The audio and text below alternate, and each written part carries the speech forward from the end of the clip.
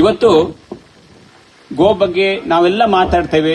ಹೆಚ್ಚಿನ ಕಡೆಗೆ ನಮ್ಮ ಮನೆಗಳಲ್ಲಿ ನಮಗೆ ಬೇಕಾಗುವಂತಹ ಒಂದು ಹಾಲಿನ ಬಗ್ಗೆ ನಾವು 1-2 ಗೋವುಗಳನ್ನ ಕಟ್ಟಿ ಬೆಳೆಸ್ಕೊಂತೇವೆ. ಆದ್ರೆ ಅವುಗಳನ್ನೇ ನಾವು ಸಾಕ್ಲಿಕ್ಕೆ ತುಂಬಾ ಕಷ್ಟಪಡ್ತಾ ಇರೋದು. ಇಂತಹ ಒಂದು ಸನ್ನಿವೇಶದಲ್ಲಿ ಇವತ್ತು 350ಕ್ಕೂ ಹೆಚ್ಚು ದನಗಳನ್ನ ಗೋವುಗಳನ್ನ ಬೇರೆ ಬೇರೆ ಕಡೆಗಳಿಂದ ಸಂಗ್ರಹಿಸಿ ತಂದು ಅವು ವೃದ್ಧಾಪ್ಯದಲ್ಲಿ ಇರಬಹುದು ಅಥವಾ ಅವುಗಳಿಗೆ ಅನೇಕ ಕಾಯಿಲೆಗಳಿಂದ ಬಳಲ್ತಾ ಇರಬಹುದು. ಅವುಗಳನ್ನ ತಂದು ಇಲ್ಲಿ ರಕ್ಷಿಸಿ ಸಂರಕ್ಷಿಸಿ ಅವಕ್ಕೆ ಬೇಕಾಗುವಂತಹ ಔಷಧಗಳನ್ನ ಕೊಟ್ಟು ಅವನ್ನ ಪಾಲನೆ ಮಾಡ್ತಾ ಇರುವುದು ಅಂತ ಹೇಳಿದ್ರೆ ಅತ್ಯಂತ ಪುಣ್ಯದ ಕೆಲಸ ಅಂತ ಹೇಳ್ಕೋಬಹುದು. ಆ ಪುಣ್ಯದ ಕೆಲಸದಲ್ಲಿ ಇವತ್ತು ಕರ್ನಾಟಕ ಬ್ಯಾಂಕ್ ಒಂದು ಭಾಗವಾಗಿದೆ. ಇವತ್ತು ನಾವು ಏನು CSR ಆಕ್ಟಿವಿಟಿಗಳಲ್ಲಿ ಇವತ್ತು 12.5 ಲಕ್ಷವನ್ನ ಕೊಟ್ಟಿದ್ದೀವಿ. ಆ ಒಂದು ಕಾರ್ಯಕ್ರಮ ಸದ್ವಿನಿಯೋಗ ಆಗಿದೆ. ಆ ಒಂದು ನಾವು ಕೊಟ್ಟಂತಹ ಒಂದು ಹಣ ಈ ಗೋಮಾತೆಯನ್ನ ಸಂರಕ್ಷಿಸುವಲ್ಲಿ ಸಹಾಯಕವಾಗಿದೆ ಅಂತ ಹೇಳಲಿಕ್ಕೆ ಅತ್ಯಂತ ಸಂತೋಷ ಆಗ್ತಾ ಇದೆ. ನಿಮಗೆಲ್ಲ ಗೊತ್ತು ಸ್ನೇಹಿತರೆ, ನಮ್ಮ ಭಾರತ ಗೋಮಾತೆಯ ಸಂಸ್ಕೃತಿಯನ್ನ ಹೊಂದಿರುವಂತಹ ಒಂದು ದೇಶ, ಗೋಮಾತೆಯ ಪರಂಪರೆಯನ್ನ ಹೊಂದಿರುವಂತಹ ಒಂದು ದೇಶ, ಗೋಮಾತೆಯ ಧರ್ಮವನ್ನು ಹೊಂದಿರುವಂತಹ ಒಂದು ದೇಶ.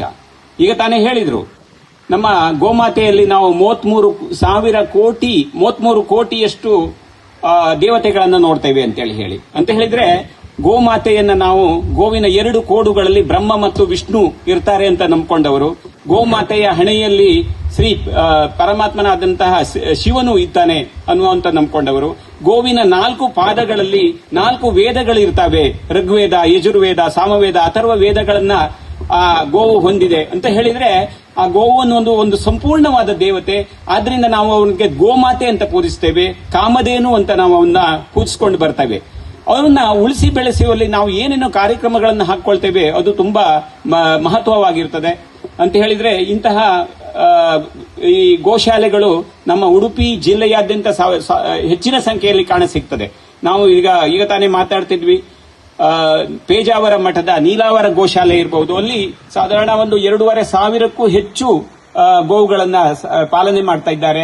ಅವರ ಮಠದ ಕೆಳಗಡೆ ಬರುವಂತಹ ಕೊಡವೂರಲ್ಲಿ ಅವರು ಮಾಡಿದ್ದಾರೆ.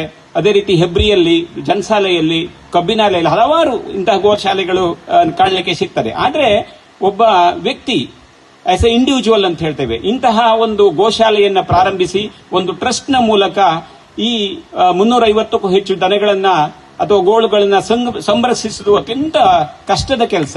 ಯಾಕಂತ ಹೇಳಿದ್ರೆ ಅವುಗಳ ದಿನಕ್ಕೆ ಬರುವಂತಹ ಖರ್ಚು, ಅವುಗಳಿಗೆ ನಾವು ಹುಲ್ಲನ್ನು ಹಾಕಬೇಕಾಗತ್ತೆ. ಈಗ ವೈಶಾಖದಲ್ಲಿ ಒಣ ಹುಲ್ಲಲ್ದೇನೆ ಹಸಿ ಹುಲ್ಲು ಬೆಳೆಯಲಿಕ್ಕೂ ತುಂಬಾ ಕಷ್ಟ, ಅದಕ್ಕೆ ನೀರಿನ ಅಗತ್ಯ ಇರ್ತದೆ.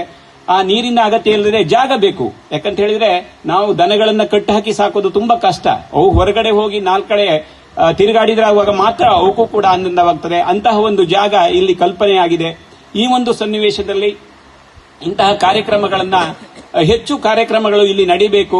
ಈಗ ತಾನೇ ಹೇಳಿದ್ರು, ಕೆಲವರು ಜನ್ಮದಿನವನ್ನು ಆಚರಿಸುವ ಸಲುವಾಗಿ ಇಲ್ಲಿ ಬರ್ತಾರೆ. ಒಂದು ಗೋಗ್ರಾಸ ಅಂತ ಒಂದು ಕಾರ್ಯಕ್ರಮ ಇದೆ ಸ್ನೇಹಿತರೆ. ಗೋಗ್ರಾಸ ಅಂದ್ರೆ ಏನು? ಗೋ ಅಂದ್ರೆ ಹಸು, ಗ್ರಾಸ ಅಂದ್ರೆ ಏನು? ಆಹಾರ ಅಂತ ಹೇಳಿದ್ರೆ ಒಂದು ದಿನಕ್ಕೆ ನಾವು ಒಂದು ನಮ್ಮ ಬರ್ತ್ಡೇ, ನಮ್ಮ ಹುಟ್ಟುಹಬ್ಬವನ್ನು ಆಚರಿಸಿಕೊಳ್ಳುವಂತಹದ್ದು ಅಥವಾ ನಮ್ಮ ವಿವಾಹ ವಾರ್ಷಿಕೋತ್ಸವವನ್ನು ಇಲ್ಲಿ ಆಚರಿಸಿಕೊಂಡು ಆ ಗೋವುಗಳಿಗೆ ಒಂದು ಗೋಗ್ರಾಸವನ್ನು ಕೊಡುವಂತಹ ಒಂದು ಕಾರ್ಯಕ್ರಮ ಹೆಚ್ಚಿನ ಸಂಖ್ಯೆಯಲ್ಲಿ ಈ ಭಾಗದಲ್ಲಿ ನಡೆದರೆ ಖಂಡಿತವಾಗಿಯೂ ಇಂತಹ ಗೋಶಾಲೆಗಳು ಅಭಿವೃದ್ಧಿಯನ್ನ ಹೊಂದಲಿಕ್ಕೆ ಸಾಧ್ಯ ಆಗ್ತದೆ. ಅದು ಹೆಚ್ಚಿನ ನಾವು ಇಲ್ಲಿ ತಳಿಗಳನ್ನ ತೋಡ್ತೇವೆ. ಹೆಚ್ಚಿನ ತಳಿಗಳು ನಮ್ಮ ಊರಲ್ಲಿರುವ ತಳಿಗಳು, ಅವೆಲ್ಲ ನಶಿಸಿ ಹೋಗುವಂತಹ ತಳಿಗಳು. ಆ ನಶಿಸಿ ಹೋಗುವಂತಹ ತಳಿಗಳನ್ನ ಇವತ್ತು ಇಲ್ಲಿ ತಂದು ಅದರ ಪಾಲನೆಯನ್ನು ಮಾಡಿ ಅವುಗಳ ಸಂಖ್ಯೆಯನ್ನು ಜಾಸ್ತಿ ಮಾಡಬೇಕು. ನಮಗೆಲ್ಲ ಗೊತ್ತಿದೆ, ಈಗ ನಾವು ಹೈಬ್ರಿಡ್ ತಳಿಗಳಂತ ಹೇಳ್ತೇವೆ, ಅದು ಜೆರ್ಸಿ ಆಗಿರಬಹುದು ಅಥವಾ HF ಆಗಿರಬಹುದು. ಇಂತಹ ತಳಿಗಳಲ್ಲಿ ಹಾಲಿನಲ್ಲಿಯೂ ಕೂಡ ನಾವೇನು ಕ್ಯಾಲ್ಸಿಯಂ ಆಗಿರಬಹುದು, ಹಲವಾರು ವಿಟಮಿನ್ಸ್, ಮಿನರಲ್ಸ್ ಗಳಾಗಿರಬಹುದು, ಅದರ ಸಂಖ್ಯೆ ಸ್ವಲ್ಪ ಕಡಿಮೆ ಇರ್ತದೆ. ನಮ್ಮ ದೇಶೀಯ ತಳಿಗಳಲ್ಲಿ ಅದು ಆ ವಿಟಮಿನ್ಸ್ ಮತ್ತು ಮಿನರಲ್ಸ್ ಅಥವಾ ಕ್ಯಾಲ್ಸಿಯಂ ಪ್ರಮಾಣ ಜಾಸ್ತಿ ಇರ್ತದೆ. ಇಂತಹ ತಳಿಗಳ ಪಾಲನೆ ಆಗಬೇಕು, ಸಂರಕ್ಷಿಸಬೇಕು, ಅವುಗಳನ್ನ ಅಳಿವಿನ ಅಂಚಿನಲ್ಲಿ ಹೋಗುವುದನ್ನ ತಡೆಗಟ್ಟಿ ಇಂತಹ ಒಂದು ಗೋಶಾಲೆಯಲ್ಲಿ ಅವರನ್ನ ಅಭಿವೃದ್ಧಿಪಡಿಸಬೇಕು. ನಮ್ಮ ಇವತ್ತು ಪಶುಸಂಗೋಪನೆ ಇಲಾಖೆಯ ಡಾಕ್ಟರ್ ಉದಯ್ ಕುಮಾರ್ ಶೆಟ್ಟಿ ಅವರಿದ್ದಾರೆ ಇಲ್ಲಿ, ಅವರು ಅದರ ಬಗ್ಗೆ ಮಾತಾಡಲಿಕ್ಕಿದ್ದಾರೆ. ಯಾಕಂತ ಹೇಳಿದ್ರೆ ಇಂತಹ ತಳಿಗಳನ್ನ ಬೆಳೆಸುವಲ್ಲಿ ಅಥವಾ ಉಳಿಸುವಲ್ಲಿ ಪಶುಸಂಗೋಪನೆಯ ಇಲಾಖೆಯ ಪಾತ್ರ ಮಹತ್ವವಾಗಿರ್ತದೆ. ಯಾಕಂತ ಹೇಳಿದ್ರೆ ನಿಮ್ಗೆಲ್ಲ ಗೊತ್ತಿದೆ, ಇಂತಹ ಕಾರ್ಯಕ್ರಮಗಳು ಹಲವಾರು ಸಂಖ್ಯೆಯಲ್ಲಿ ಆದವಾಗ ಮಾತ್ರ ಇಂತಹ ಗೋಶಾಲೆಗಳು ಅಭಿವೃದ್ಧಿ ಹೊಂದಲಿಕ್ಕೆ ಸಾಧ್ಯವಾಗ್ತದೆ. ನಾವು ಹೇಳ್ತಿರೋದು ಇಂತಹ ಗೋಗ್ರಾಸ ಕಾರ್ಯಕ್ರಮಗಳಾಗಬಹುದು. ಅದು ಅಲ್ಲದೆ ನಿಮ್ಗೆಲ್ಲ ಗೊತ್ತಿದೆ, ಗೋಮಯ ಅಂತ ಹೇಳ್ತೇವೆ, ಆಮೇಲೆ ಗೋಮೂತ್ರ ಹೇಳ್ತೇವೆ.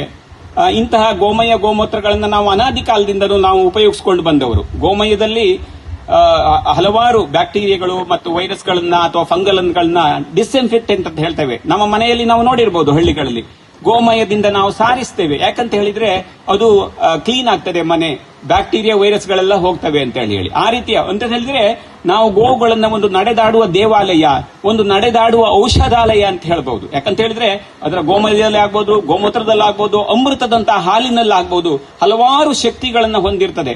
ಈ ಹಲವಾರು ಶಕ್ತಿಗಳು ಮಾನವನಿಗೆ ಬರುವಂತಹ ಅನೇಕ ರೋಗಗಳನ್ನ ತಡೆಗಟ್ಟುವಲ್ಲಿ ಸಹಾಯ ಆಗ್ತದೆ.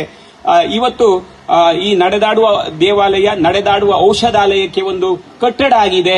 ಅದು ಕರ್ನಾಟಕ ಬ್ಯಾಂಕಿನಿಂದ ಈ ಕಟ್ಟಡಕ್ಕೆ ಒಂದು ನಾವು CSR ಅಡಿಯಲ್ಲಿ, ಸಾಂಸ್ಥಿಕ ಸಾಮಾಜಿಕ ಜವಾಬ್ದಾರಿಯ ನಿಧಿಯ ಅಡಿಯಲ್ಲಿ ನಾವು ಒಂದು 12 ಲಕ್ಷವನ್ನ ಇವತ್ತು ಕೊಟ್ಟಿದ್ದೇವೆ ಅಂತ ಹೇಳಲಿಕ್ಕೆ ತುಂಬಾ ಸಂತೋಷ ಆಗ್ತಾ ಇದೆ. ಅದಕ್ಕೆಲ್ಲ ಕಾರಣೀಕರ್ತರಾದಂತಹ ನಮ್ಮ ನಿರ್ದೇಶಕರು, ನಿಮ್ಮ ನೆಚ್ಚಿನ ನಿರ್ದೇಶಕರಾದಂತಹ ಬಾಲಕೃಷ್ಣ ಅಲ್ಸೇಫ್ ಅವರಿಗೆ ಮತ್ತೊಮ್ಮೆ ನಾನು ಧನ್ಯವಾದಗಳನ್ನ ಹೇಳ್ತೇನೆ. ಯಾಕಂತ ಹೇಳಿದ್ರೆ ನಾವು ಬ್ಯಾಂಕಿನ ಒಂದು ಕಡೆಯಲ್ಲಿರ್ತೇವೆ, ಇಂತಹ ಹಲವಾರು ಕಾರ್ಯಕ್ರಮಗಳು ಇದೆ ಅಂತ ಹೇಳಿದವಾಗ ನಮ್ಮ ಬ್ಯಾಂಕ್ ಖಂಡಿತವಾಗಿಯೂ ಅದರಲ್ಲಿ ಆಸಕ್ತಿಯನ್ನ ತೋರಿಸಿ ಮುಂದೆ ಬರ್ತಾ ಇದೆ. ನಿಮ್ಗೆಲ್ಲ ಗೊತ್ತಿದೆ, ಕರ್ನಾಟಕ ಬ್ಯಾಂಕ್ ತನ್ನ ಪ್ರಾರಂಭದಿಂದ ದಿನಗಳನ್ನು ಇಂತಹ CSR ಆಕ್ಟಿವಿಟಿಗಳಲ್ಲಿ ತಮ್ಮನ್ನು ತಾವು ತೋರಿಸಿಕೊಂಡಿದೆ. ಅದೇ ರೀತಿ ನಮ್ಮ ಏನು ಒಟ್ಟು ವ್ಯವಹಾರದ ಬಂದಂತಹ ಲಾಭದ ಒಂದು ಭಾಗವನ್ನ ನಾವು ಸಮಾಜಕ್ಕಾಗಿ ಕೊಡಬೇಕು ಅನ್ನುವಂತಹ ಧ್ಯೇಯವನ್ನು ಇಟ್ಕೊಂಡಿರುವಂತಹ ಒಂದು ಬ್ಯಾಂಕ್ ಅಂತ ಹೇಳಿದ್ರೆ ಅದು ಕರ್ನಾಟಕ ಬ್ಯಾಂಕ್. ಈ ಒಂದು ಕರಾವಳಿ ಭಾಗದಲ್ಲಿ ನಾವು ನೋಡ್ತೇವೆ, ಅದು ಕೇರಳದಿಂದ ಮುಂಬೈ ತನಕ ಆಗಿರಬಹುದು, ಎಲ್ಲ ಸಾಮಾಜಿಕ ಕಾರ್ಯಕ್ರಮಗಳಲ್ಲಿ ಕರ್ನಾಟಕ ಬ್ಯಾಂಕ್ ತನ್ನನ್ನೇ ತಾನು ತೋಡಿಸಿಕೊಂಡಿದೆ, ಒಂದು ಹೆಜ್ಜೆ ಮುಂದಿದೆ. ಇಂತಹ ಕಾರ್ಯಕ್ರಮಗಳಲ್ಲಿ ಕರ್ನಾಟಕ ಬ್ಯಾಂಕ್ ಯಾವಾಗಲೂ ಒಂದು ಹೆಜ್ಜೆ ಮುಂದಿರ್ತಾ ಇದೆ. ಅದರಿಂದ ಇಂತಹ ಕಾರ್ಯಕ್ರಮಗಳಲ್ಲಿ ಒಂದು ಭಾಗವಹಿಸಿ ಎರಡು ಮಾತನಾಡಲಿಕ್ಕೆ ಅವಕಾಶ ಕೊಟ್ಟಂತಹ ನಮ್ಮ ಕಾಮಧೇನು ಟ್ರಸ್ಟ್ನ ಅಧ್ಯಕ್ಷರಾದಂತಹ ರಾಜೇಂದ್ರ ಚಕ್ಕೇರ್ ಅವರಿಗೆ ಮತ್ತೊಮ್ಮೆ ಧನ್ಯವಾದಗಳನ್ನು ಹೇಳ್ತಾ, ಈ ಒಂದು ಗೋಶಾಲೆ ಉನ್ನತ ಮಟ್ಟಕ್ಕೆ ಬೆಳೆಯಬೇಕು. ಇಂತಹ ಶಾಲೆಯಲ್ಲಿ ಹಲವಾರು ಅನಾಥ ಗೋವುಗಳಿಗೆ ಆಶ್ರಯ ನೀಡುವಂತಾಗಲಿ, ಇಂತಹ ಒಂದು ಗೋಶಾಲೆ ಸಮಾಜಕ್ಕೆ ಮಾದರಿಯಾಗಲಿ ಅಂತ ಹೇಳ್ತಾ ಈ ಕಾರ್ಯಕ್ರಮದಲ್ಲಿ ಮಾತನಾಡಲಿಕ್ಕೆ ಅವಕಾಶ ಕೊಟ್ಟದ್ದಕ್ಕಾಗಿ ಧನ್ಯವಾದಗಳನ್ನು ಹೇಳ್ತಾ ಎಲ್ಲರಿಗೂ ನಮಸ್ಕಾರ.